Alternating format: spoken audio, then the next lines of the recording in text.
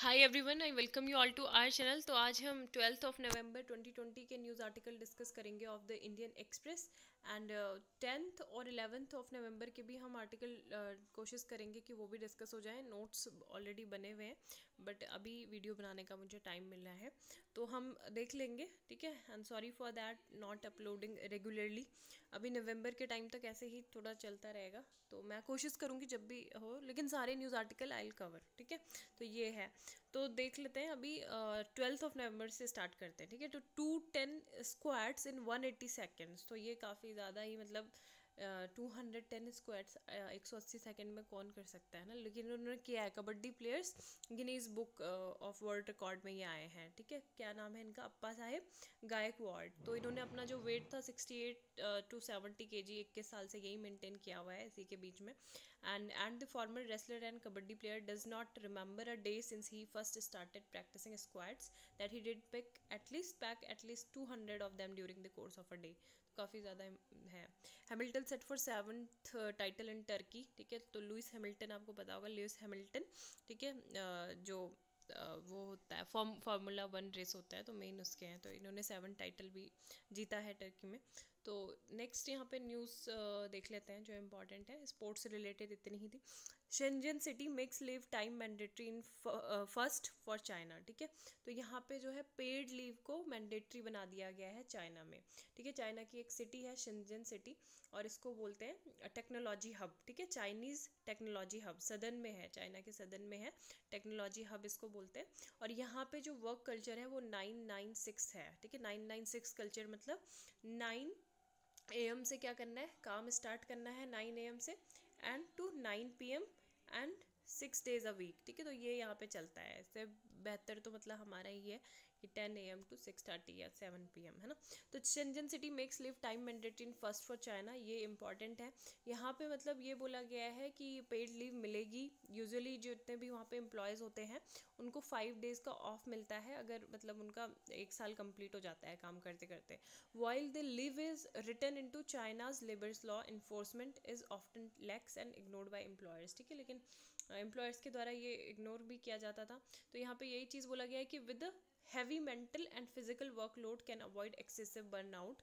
तो इस वजह से कि इतना ज़्यादा मतलब वर्कलोड ना हो, है ना, क्योंकि आपको सोच ही सकते हैं कि ना 9 बजे से सुबह के मतलब रात के 9 बजे तक और 6 days अ वीक, तो कितना काम ये लोग करते हैं ना। The southern Chinese technology hub of Shinjan is notorious for its long work hours. Long work hours के लिए जाना जाता है, इसको याद रखना, ठीक है। शिंजन टेक, ठीक है। तो शिंजन के जो टेक वर्कर्स हैं उनके लिए काफ़ी अच्छा ये कदम है, initiative. And thousands flee Ethiopia conflict. तो इथियोपिया की जो कैपिटल है वो बता दो मुझे कमेंट सेक्शन में क्या है, ठीक है। Ethiopian refugees were flowing into Sudan on Wednesday as Prime Minister Abiy Ahmed's federal troop battle well armed. तो ये ट्रिगरे रीजन है, ठीक है। यहाँ पे प्रोटेस्ट चल रहा है against the northern region leaders, ठीक है। जो यहाँ पे नॉर्दर्न रीजन लीडर है उनके अगेंस्ट में यहाँ पे क्या चल रहा है, प्रोटेस्ट चल रहा है, ठीक है। And leaders were planned around the vast nation. अभी हम ये सारी लोकेशन भी देख लेंगे। ट्रिगरेस पीपल लिबरेशन फ्रंट क्या है, ये सब चीज़ हम देखेंगे, ठीक है, एक साथ। Then Hong Kong pro democracy lawmaker resigns in masses. अब यहाँ पे ये बोला गया है कि जो हांगकांग में प्रो डेमोक्रेसी लेजिस्लेटर थे, ठीक है, तो ये यहाँ पे सारे लोग ये प्रेस कॉन्फ्रेंस कर रहे हैं और इन्होंने यहाँ से रिज़ाइन दे दिया है अपनी अपनी पोस्ट से। क्यों? अब ये बोला गया था कि अगर जो लोग हांगकांग से इंडिपेंडेंस चाह रहे हैं, हांगकांग की इंडिपेंडेंस को मांग रहे हैं और जो चाइना की सॉवरेनिटी को क्या कर रहे हैं, रिफ्यूज़ कर रहे हैं, उसको एक्नॉलेज नहीं कर रहे हैं, तो उनको क्या होना चाहिए, उनको हम डिस्क्वालीफाई कर रहे हैं ना। तो ऑलरेडी जो था ये जो लेजिस्लेचर है इनको लेजिस्लेचर तो इनको डिस्क्वालीफाइड भी कर दिया था। एल्विन यूइंग, डेनिस काकी, केनेथ लेंग, है ना। तो इनको कर दिया था डिस्क्वालीफाई। तो उसके बाद ये 15 लॉ मेकर्स जो है ये खुद ही इन्होंने रिज़ाइन कर दिया है। अब ये तो मतलब इन्होंने वैसे रिज़ाइन किया है लेकिन इसका मतलब काफ़ी ज़्यादा ही अपोजिट इफेक्ट इस पर होगा, क्योंकि जो कॉन्ट्रोवर्शियल लॉ है, ठीक है, जो इतने भी रेजिग्नेशन है, तो गवर्नमेंट क्या कर सकती है और ज़्यादा कॉन्ट्रोवर्शियल मेजर्स जो है, क्योंकि यहाँ पे कोई अपोजिशन तो अब रहेगा नहीं, तो इस वजह से वो और ज़्यादा स्टेप ये ले सकते हैं, कुछ मेजर स्टेप, है ना। तो ये चीज़ है। Then Suu Kyi's party leading for win, opposition wants reelection. तो आपको बस मेन बताना चाहिए कि किस कंट्री में क्या हो रहा है। तो म्यांमार में जो पार्लियामेंट्री पोल्स थे, ठीक है, तो आपको बताया कि सूकी ने सबसे पहले वोट दिया था, आंग सांग सूकी। और यहाँ पे ये बोला गया है कि ये क्या नेशनल लीग फॉर डेमोक्रेसी की है, ठीक है, कि ये इन्होंने अपने काफ़ी ज़्यादा एक ये एजम्पशन दिया था कि यही जीतेंगे। और अभी भी 130 जो सीट है 158 में से, तो ये इन्होंने जीती हैं, ठीक है। Declared seats in the by cameral legislature, ठीक है। 15 जो है यूएसडीपी की है। यूएसडीपी यहाँ पे क्या है, मिलिट्री बैक्ड है ये, ठीक है, मिलिट्री का है ये, क्या, United union solidarity and development party, ठीक है। तो 15 इनको मिली हैं। तो अभी इनको एनएलडी जो है, नेशनल लीग फॉर डेमोक्रेसी, इनको 322 सीट्स चाहिए अगर इनको नेक्स्ट गवर्नमेंट अगर फॉर्म करनी है, ठीक है। तो यहाँ पे ये म्यांमार की न्यूज़ थी। Then world longest serving PM Sheikh Khalifa of Bahrain, ठीक है, डाइज। तो ये बहरीन के शेख खलीफा हैं, ठीक है, शेख खलीफा बिन सलमान अल खलीफा, 84 years old and he died, ठीक है। तो ये इम्पॉर्टेंट चीज़ है जानना। एंड ये जो थे served as a prime minister, ठीक है। जब जब यूके से बहरीन को इंडिपेंडेंस मिली थी इन 1971, तब से ये प्राइम मिनिस्टर सर्व कर रहे हैं since the island kingdom declare independence from Britain in 1971, ठीक है, almost half a century ago. The Al Khalifa family has ruled since 1783। तो 1783 से ऑलमोस्ट ये जो फैमिली है ये पूरा रूल कर रही है बहरीन पे, ठीक है। बहरीन की कैपिटल क्या है, कतर, सॉरी, बहरीन की कैपिटल क्या है, बहरीन ही है ना। एक बार देख लेंगे, मुझे अभी ध्यान नहीं आ रहा है, तो अभी देखते हैं। एटा रिगेन्स हरिकेन स्ट्रेंथ, एटा रिगेंड हरिकेन। तो एटा जो है ये फ्लोरिडा रीजन में आया है, और हरिकेन आपको पता है कि मैक्सिको और जो सदर्न मतलब जो नॉर्थ अमेरिका कॉन्टिनेंट का सदर्न वाला पार्ट है, ठीक है, उधर पूरा नॉर्थ अमेरिका वाले रीजन में ही इसको क्या बोला जाता है, एटा हरिकेन, ठीक है। हरिकेन से बोला जाता है, जैसे हरिकेन हार्वे और ये सारी हैं, ठीक है। बाकी अलग अलग जगहों पे वाइली वाइली, जैसे ऑस्ट्रेलिया में बोला जाता है टाइफून बोला जाता है, ठीक है। और साइक्लोन कहाँ बोला जाता है, जो इंडिया पैसिफिक वाला जो रीजन है, ठीक है। तो ये decoding the close Bihar verdict. तो बिहार के इलेक्शन से रिलेटेड ही न्यूज़ है, ठीक है। आपने पूरा देखा होगा टीवी पे सारे पोल वगैरह, ठीक है। एनडीए यहाँ पे जीती है। यहाँ पे हम जो न्यूज़ आर्टिकल थे इंटरनेशनल रिलेशन से रिलेटेड, वो हम देख लेंगे अभी।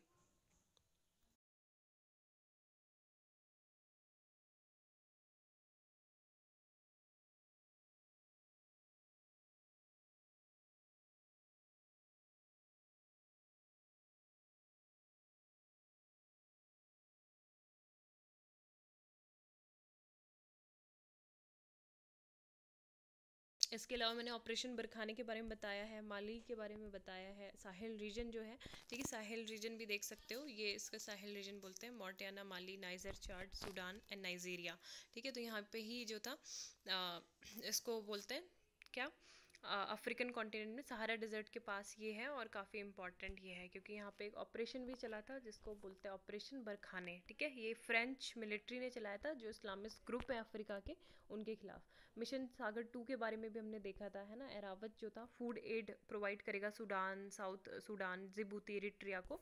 हॉर्न ऑफ अफ्रीका के बारे में भी आपको पता होना चाहिए, है ना, कौन कौन सी कंट्रीज़ हैं, Eritrea, Somalia and Ethiopia, okay. और इथियोपिया की कैपिटल अगर आपने कमेंट में नहीं किया है तो कोई बात नहीं, ठीक है, अदिस अबाबा।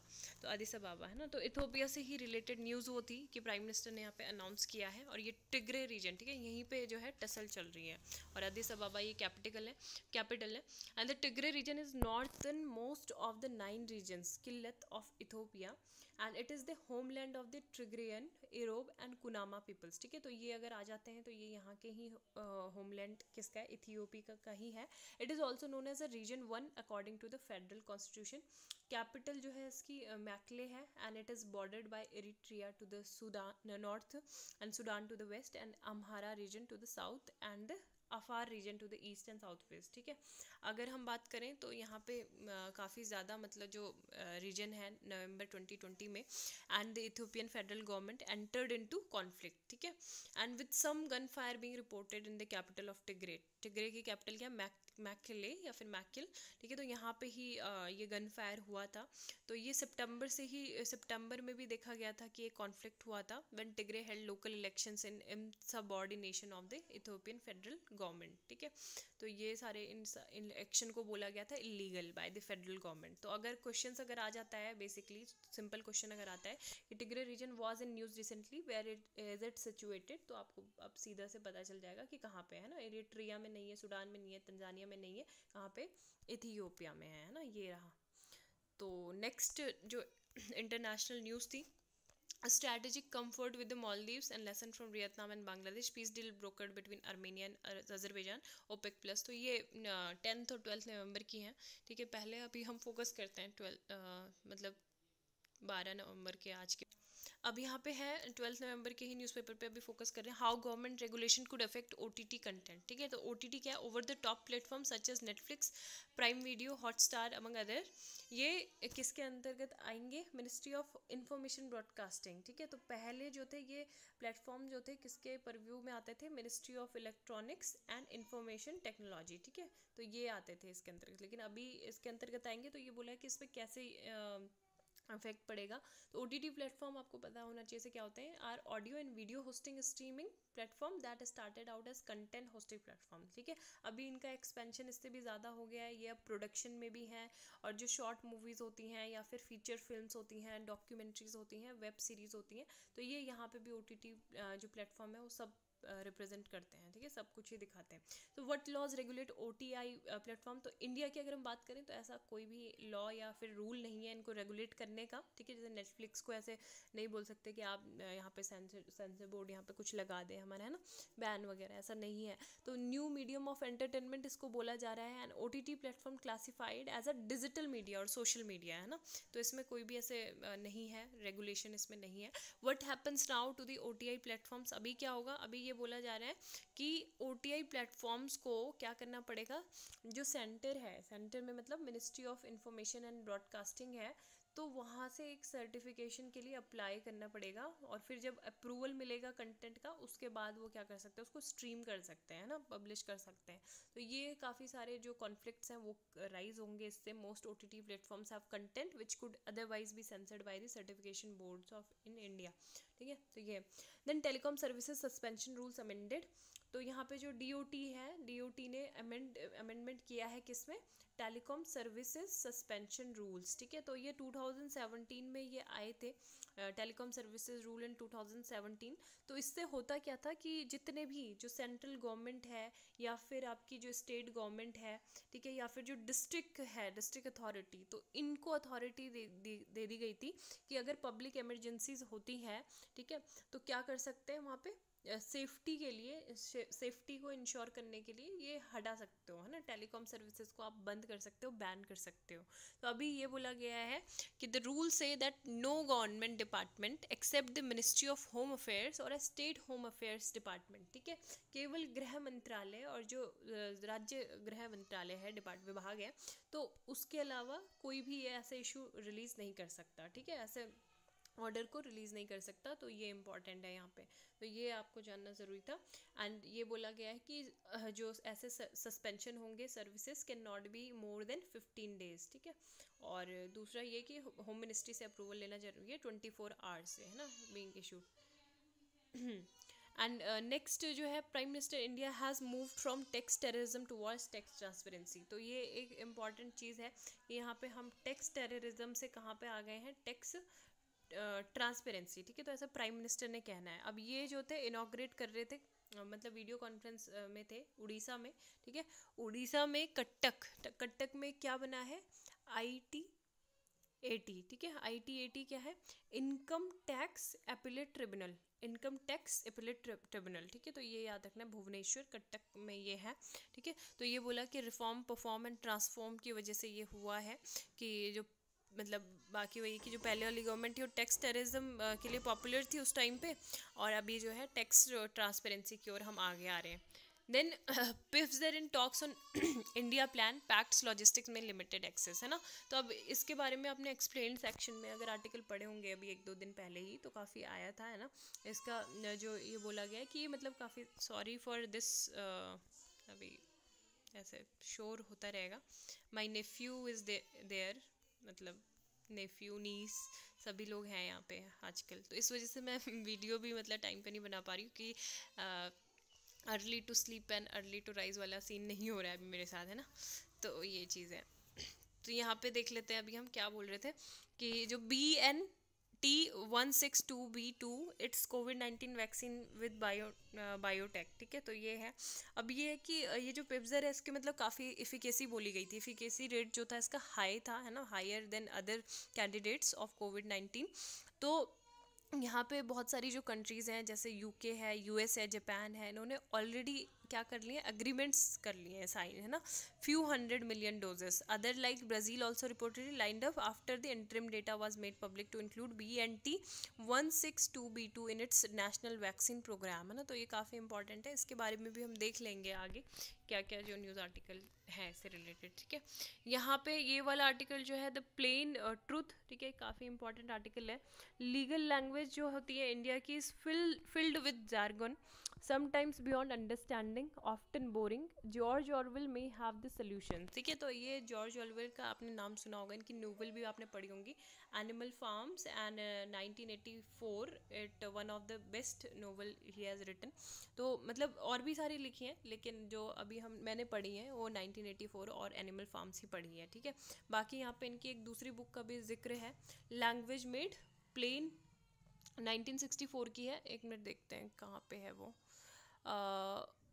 हाँ, जॉर्ज ऑरवेल 1946 एसे, ठीक है, सॉरी एसे, हाँ essay, politics and the English language, ठीक है। तो ये एक 1946 की बुक है, जॉर्ज ऑरवेल ने लिखी है। तो यहाँ पे इन्होंने काफ़ी सारी, मतलब ये डायरेक्ट की गई थी अगेंस्ट द सोवियत यूनियन उस टाइम पे, लेकिन इसमें काफ़ी सारी चीज़ें बताई गई हैं, मेथड वगैरह बताए गए हैं कि किस तरीके से, मतलब देखो अगर मैं यहाँ पे बहुत डिफ़िकल्ट लैंग्वेज बोलूँ, है ना, मतलब डिफ़िकल्ट की जगह मैं कुछ और बोलतूँ वर्ड, या फिर कुछ ऐसी चीज़ बोलूँ जो आपके सर से ऊपर जाए, मतलब सर के ऊपर से निकले, है ना, कुछ समझ ना आए, तो उसका कुछ फ़ायदा है नहीं जब तक वो कहाँ तक नहीं पहुँच रही कि एक बच्चा भी समझे, है ना। मतलब एक 10th क्लास का, 6th क्लास का बच्चा भी सिंपल तरीके से भाषा को समझे, तो इस तरीके की लैंग्वेज होनी चाहिए। लेकिन हमारी जुडिशियल सिस्टम में क्या होता है, अगर जुडिशरी की बात करें, अगर आप उनके स्टेटमेंट और जजमेंट है उनको एज इट इज़ पढ़ोगे तो आपको कुछ भी समझ नहीं आएगा, है ना, क्योंकि वो काफ़ी सारे उसमें ऐसे वर्ड होते हैं जो नहीं समझ आते हैं। जो कॉपी एडिटर होते हैं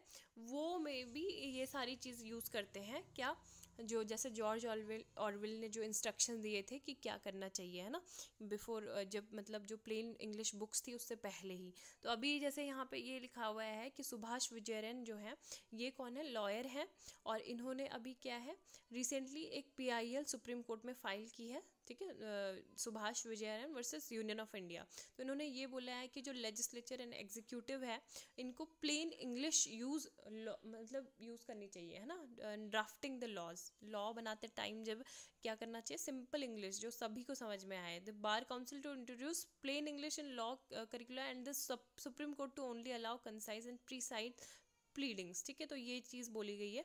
और अभी जो है राइटिंग अगर बात करें लॉयर्स की भी, वो वर्डी होती है, अनक्लियर होती है, पॉम्पस होती है एंड डल होती है ना। हम जहाँ पे मतलब 2 शब्दों में बात खत्म हो जानी चाहिए थी, वहाँ पे हम 8 वर्ड्स का यूज़ कर रहे हैं।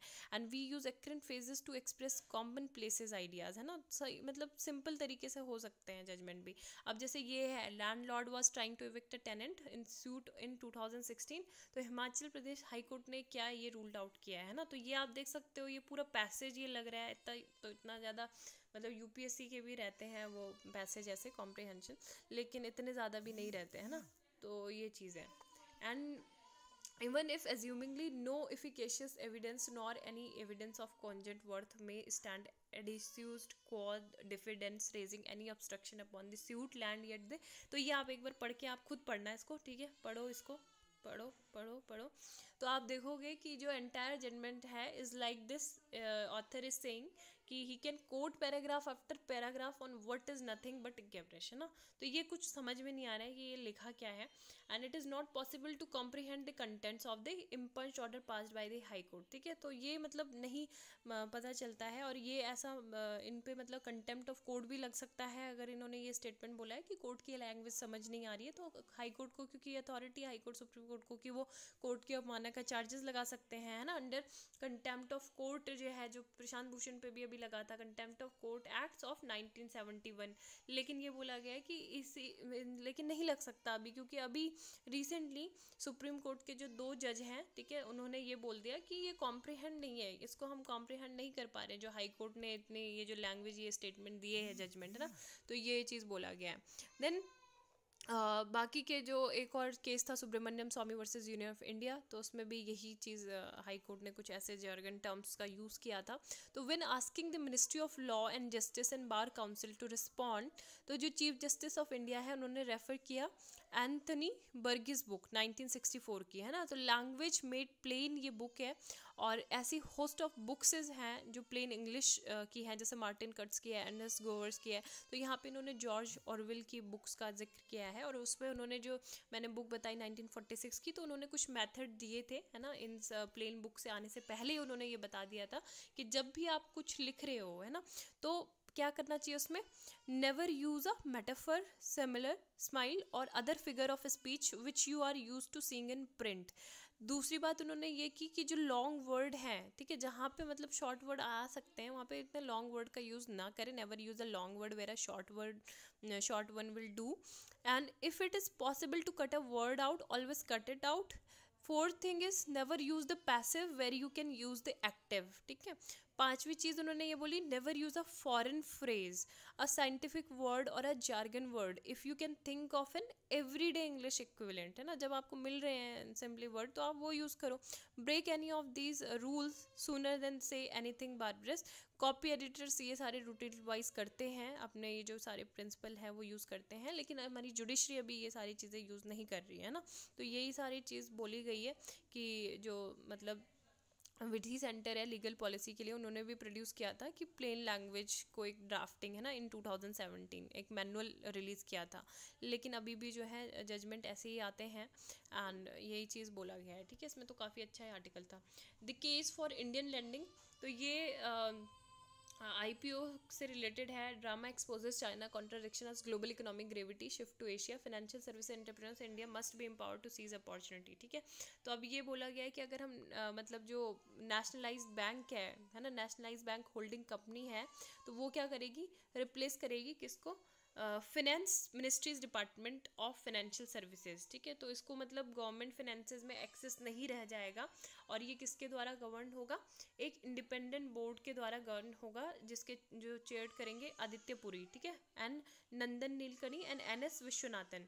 तो ये बोला गया है कि we must license 25 new full banks over 10 years, we must expect and empower the RBI to deal with bank challenges जल्दी से और earlier, faster and invasively by reimagining post mortems and granting listed bank capital induction flexibility, making regulation ownership agnostic.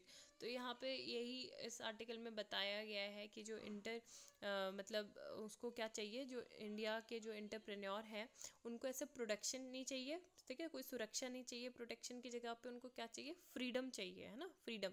जैसे TCS है, इन्फोसिस है, विप्रो है, सन pharma, Biocon, तो ये सारी जो है कंपनीज़ हैं, और इनको मतलब एक सही तरीके से एक कॉम्पिटिटिव माहौल यहाँ पे मिलना चाहिए। And opportunity for India arising from coming Asian century, China के जो कॉन्ट्रडिक्शन है, चाइना के जो न्यू फोकस स्ट्रैटेजी है ना, तो वो यही चीज़ बोला गया है कि उसको भी फोकस में रखते हुए फोकस में रखना होगा। And let's empower our financial services entrepreneurs to exploit this opportunity. तो ये आर्टिकल एक बार हम अपने नोट्स में ऐड करके इसको ठीक से डिस्कस करेंगे, मतलब वीकेंड में, ठीक है, तो तब कर लेंगे डिस्कस। और डिजिटल सिस्टरहुड, तो सिस्टरहुड इसमें ब्रीफली मैं बता देती हूँ यहाँ पे क्या है। Social media helps the independent women find and forge new solidarities, ठीक है। तो क्रक्स बस ये है इस आर्टिकल का कि जो मतलब जो सोशल मीडिया है, अब देखो सोशल मीडिया आपको बहुत सारे इसके फ्लॉज दिखते हैं, प्रोज दिखते हैं और कुछ कॉन्स भी दिखते हैं, है ना, कि सोशल मीडिया से क्या होता है कि आपको बहुत सारे फेक लोग दिखेंगे जो आपको यहाँ पे मिसगाइड करेंगे, या फिर ऐसे फेक लोग भी होंगे जो आपको ट्रैप कर देंगे, है ना, लव ट्रैप भी हो सकता है, हनी ट्रैप, या फिर क्या हो सकता है कि आपको ल्यूर करे किसी चीज़ के लिए, है ना, या फिर आपको जैसे जो टेररिज्म ग्रुप्स हैं उसमें आपको क्या करें, इन्वॉल्व कराएं, है ना, उन सारी एक्टिविटीज़ में। तो ये सारे भी होते हैं सोशल मीडिया में, लेकिन सोशल मीडिया में ज़रूरी नहीं है कि यही सब होता है, ये भी होता है, लेकिन क्या होता है आपके कुछ अच्छे फ्रेंड भी बनते हैं, जो आपके ऑनलाइन फ्रेंड्स होते हैं कभी कभी आपके ऑफलाइन फ्रेंड्स बन जाते हैं। तो ऑफलाइन फ्रेंड्स भी इतने अच्छे बन जाते हैं कि वो बहुत ज़्यादा क्लोज हो जाते हैं, इवन जो आप रियल लोगों से मिलते हैं उनसे ना। तो ऐसा तो है नहीं कि रियल लाइफ में हमको फेक लोग नहीं मिलते, रियल लाइफ में भी हमको फेक लोग मिलते हैं, डुअल पर्सनैलिटी वाले लोग मिलते हैं।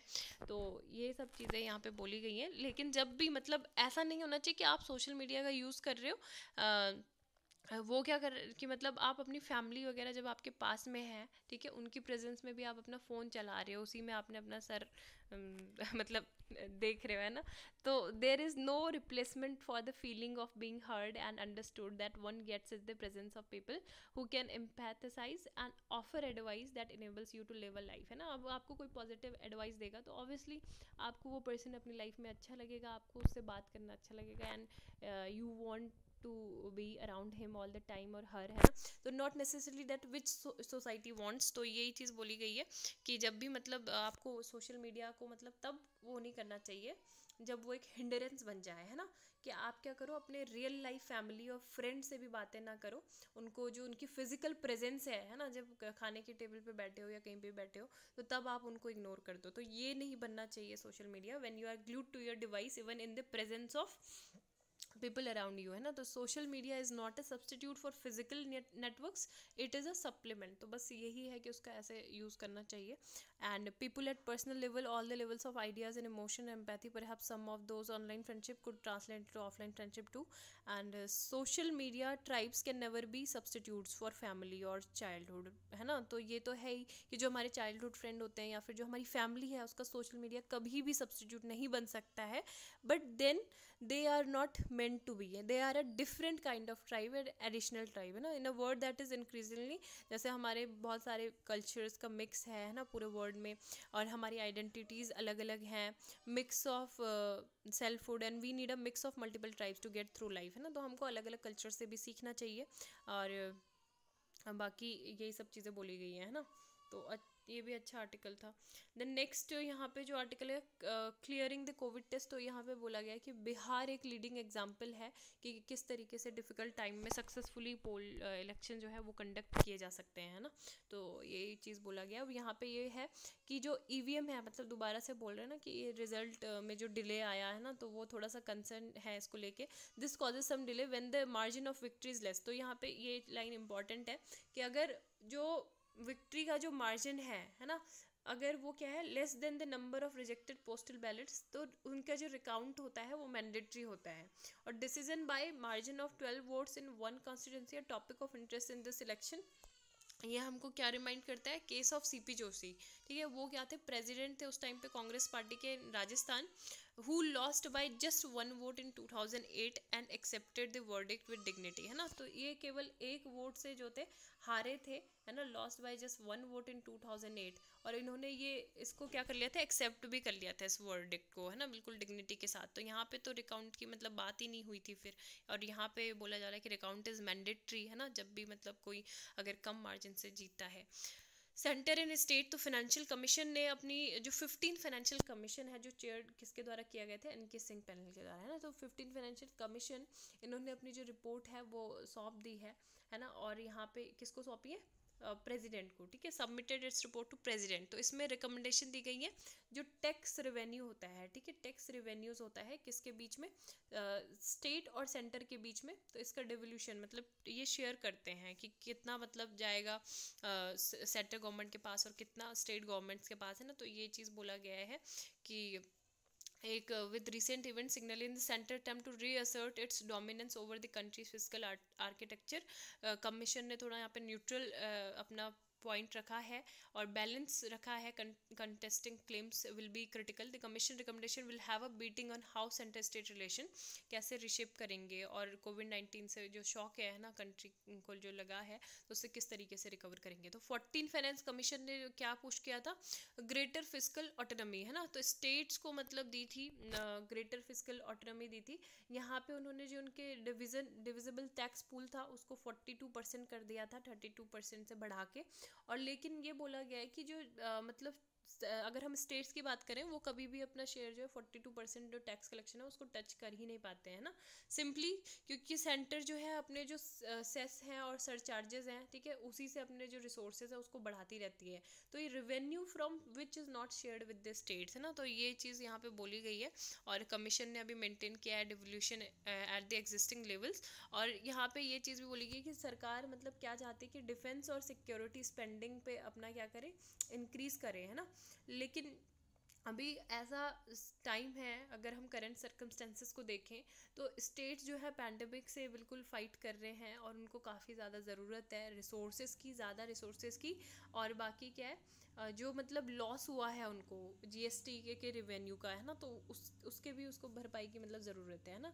लेकिन ये भी नहीं है कि ऐसा भी नहीं हम बोल सकते कि ठीक है डिफेंस और उसका जो बजट है सिक्योरिटी स्पेंडिंग वो तो ऑब्वियसली बढ़ना चाहिए, लेकिन सरकार की जो प्रायोरिटी है एक्सपेंडिचर की, सेंटर्स एक्सपेंडिचर प्रायोरिटीज़, तो उनको थोड़ा चेंज उसमें आना चाहिए। क्योंकि अगर हम कुछ डिकेट से अगर हम बात करें तो सेंट्रल गवर्नमेंट किस में स्पेंड कर रही है ज़्यादा, जो स्टेट और कॉन्करेंट लिस्ट में चीज़ें हैं, है ना, लेकिन जबकि उनको यूनियन लिस्ट में ज़्यादा स्पेंड वगैरह करना चाहिए था जो उसमें, लेकिन वो दोनों ही लिस्ट पे ज़्यादा फोकस कर रही हैं। तो ये आर्टिकल है इसमें। Next article that is related to, आज हम 11th मतलब 10th और 11th की नहीं कर पाएंगे अभी न्यूज़, क्योंकि काफ़ी ज़्यादा लेंदी वीडियो बन जाएगा, है ना, तो उसके लिए मैं एक सेपरेट वीडियो ही बना दूंगी।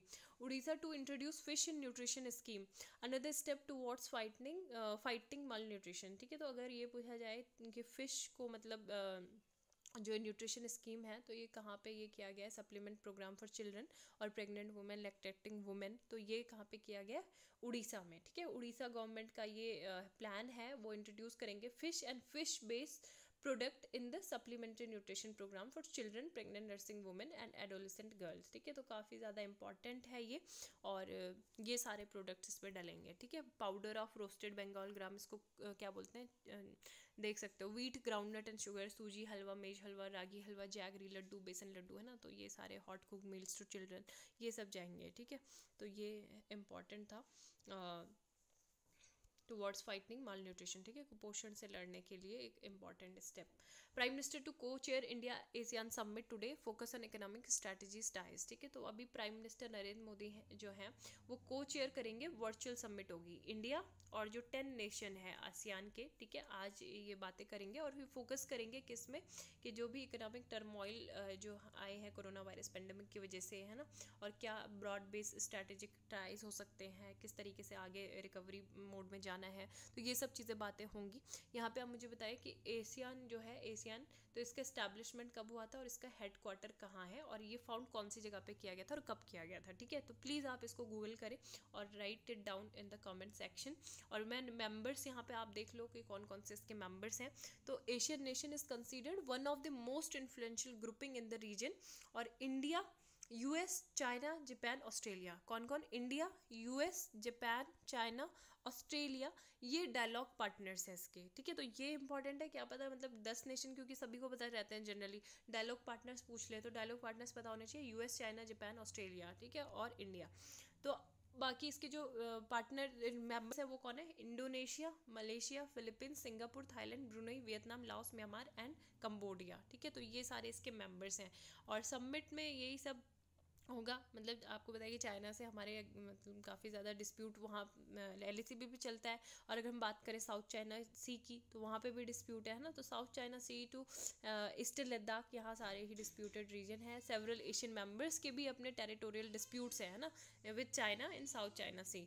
Along with prime minister 17th India ASEAN summit जो हुई थी, तो ये Vietnam prime minister Nguyen Xuan ने इन्होंने को चेयर की थी, है ना। तो अभी यही होगा कि एक एडॉप्शन होगा Asian India plan of action 2021-2025, covid, post pandemic economic recovery, important regional international developments, ये सारे डिस्कस किए जाएंगे इस समिट में, ठीक है।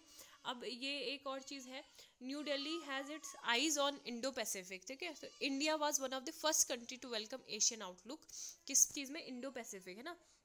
तो India's own Indo Pacific vision, New Delhi wants to see a strong unified and prosperous ASEAN playing a central role, ठीक है। इंडो पैसिफिक रीजन को हम काफ़ी ज़्यादा इंपॉर्टेंस देते हैं और एशियन एक सेंट्रल रोल प्ले करेगा इसमें, with the increasing focus on oceans as providers of resources, reservoirs of biodiversity and highways of global trade and the frontiers of scientific research. Cooperation in the maritime domain, ठीक है। तो ये सब चीज़ें हैं। और यहाँ पे ये भी देख सकते हो ईस्ट एशियन समिट बैंकॉक में जो हुई थी, है ना, तो यहाँ पे मोदी ने क्या लॉन्च किया था, India's prime minister Modi has launch India's Indo Pacific Ocean initiative to implement India's Indo Pacific vision of a safe, secure, stable and prosperous Indo Pacific maritime domain, ठीक है। कंट्री की जो मैरीटाइम सिक्योरिटी है, maritime ecology, उसको strengthen करने के लिए। और बाकी इंडिया, म्यांमार, थाईलैंड जो है ना, ये सारे हम प्रोजेक्ट इस पे चल रही है, लैंड, एयर और सी के थ्रू। और ट्रिलेटरल हाईवे भी ऑनगोइंग एफर्ट एक है ना, रोड कनेक्टिविटी को एनहांस करने का, जो नॉर्थ ईस्ट इंडिया है उससे साउथ ईस्ट एशिया रीजन को, है ना। There is a good air several air connectivity है हमारी एशियन कंट्रीज़ के साथ, थाईलैंड, सिंगापुर, मलेशिया, इंडोनेशिया के साथ। इंडिगो, विडजेट, है ना, तो इन्होंने एयर सर्विसेज भी इंडिया वियतनाम के बीच में स्टार्ट की हैं। अभी हम फोकस किस पे करेंगे, डिजिटल एंड साइबर डोमेन में भी हम एफर्ट्स करेंगे कि ये भी ज़्यादा हमारे इन्हांस हो, है ना, रिलेशंस। बाकी जो यहाँ पे और इम्पॉर्टेंट न्यूज़ क्या है, let's see, giant step towards making India's defence invincible. तो VAGIR जो है ये 5th स्कॉर्पियन क्लास सबमरीन है, बीइंग लॉन्च टुडे, ठीक है। Mazagon docks shipyard shipbuilders जो है, तो यहाँ से लॉन्च की जाएगी, ठीक है। तो ये इंपॉर्टेंट है। Ministry of defence, department of defence production के ये अंतर्गत आता है।